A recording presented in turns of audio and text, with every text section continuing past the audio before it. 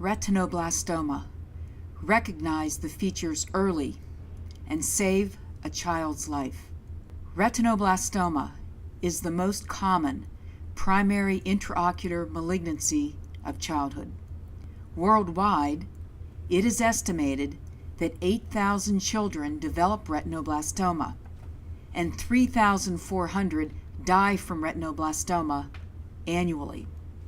Most deaths occur in developing areas due to delayed diagnosis and delayed treatment.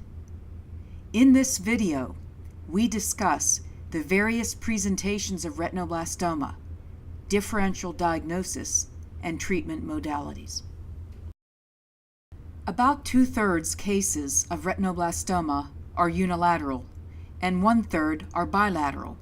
The most common presenting feature of retinoblastoma is a white pupillary reflex, or leukocoria, which is seen in about 60% of cases. This white pupillary reflex is a result of reflection of light from the white mass in the retrolental area. The second most common presenting feature is strabismus, which occurs in approximately 20% of cases.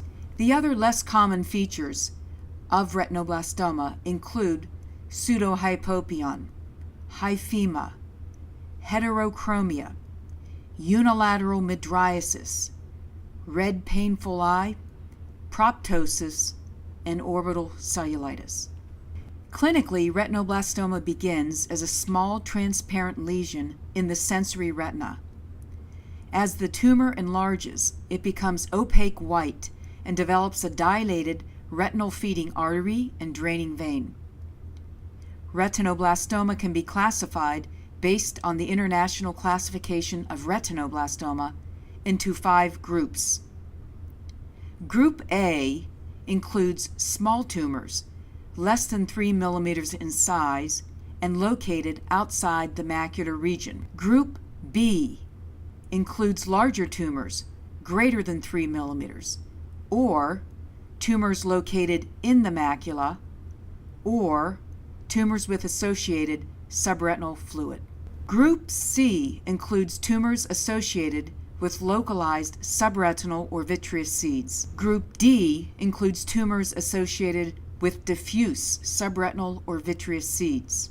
Group E includes extensive retinoblastoma occupying over 50% of the globe, or diffuse infiltrating retinoblastoma, or those with neovascular glaucoma, anterior segment involvement, or opaque media due to hemorrhage in the anterior chamber, vitreous, or subretinal space. A number of ocular disorders in infants and children can clinically resemble retinoblastoma. Pseudoretinoblastomas include persistent hyperplastic primary vitreous, Coats disease, ocular toxocariasis, endogenous endophthalmitis, astrocytic hamartoma, medulloepithelioma, congenital cataract, morning glory disc anomaly, combined hamartoma, incontinentia pigmenti and other exudative retinopathies, congenital retinochoroidal coloboma, and many others. The primary goal of management of retinoblastoma is to save life. The secondary goal is to save the eye, and the tertiary goal is to save vision. Various treatment modalities are being successfully used for retinoblastoma. There are local treatment modalities that can be used to treat small tumors, measuring up to 4 millimeters in basal diameter and 2 to 3 millimeters in thickness. These local treatment measures include cryotherapy, which can be used to treat small peripheral and equatorial tumors. They also include transpupillary thermotherapy, which is useful for small tumors located posterior to the equator. Additionally, laser photocoagulation can be used to delimit the tumor and coagulate the blood supply of small tumors located posterior to the equator. There are also chemotherapeutic measures that can be used to treat retinoblastoma, and these have been divided into local chemotherapy and systemic chemotherapy. The local methods of chemotherapy include subtenon's carboplatin and intravitreal methotrexate for vitreous seeds. Another local form of chemotherapy includes intra-arterial chemotherapy, using intra-arterial melphalan for targeted drug delivery to the tumor. The systemic methods of chemotherapy delivery, with 6 cycles of intravenous vincristine, etoposide, and carboplatin, is used for chemoreduction or post-enucleation adjuvant chemotherapy in high-risk retinoblastoma. Methods of radiation therapy for retinoblastoma include plaque brachytherapy, external beam radiotherapy, and proton beam radiotherapy.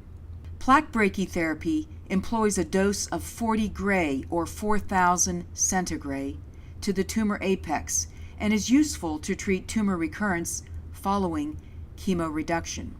External beam radiotherapy and proton beam radiotherapy are useful for extraocular retinoblastoma and in cases of extensive intraocular tumor recurrence post-chemotherapy.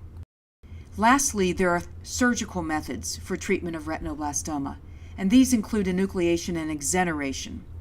Enucleation is used for advanced intraocular retinoblastoma or those eyes that appear to be high-risk retinoblastoma. Exeneration is employed for those with orbital invasion. Histopathologically, retinoblastoma is composed of areas of basophilic viable tumor and eosinophilic necrotic tumor, which may contain purple foci of calcification.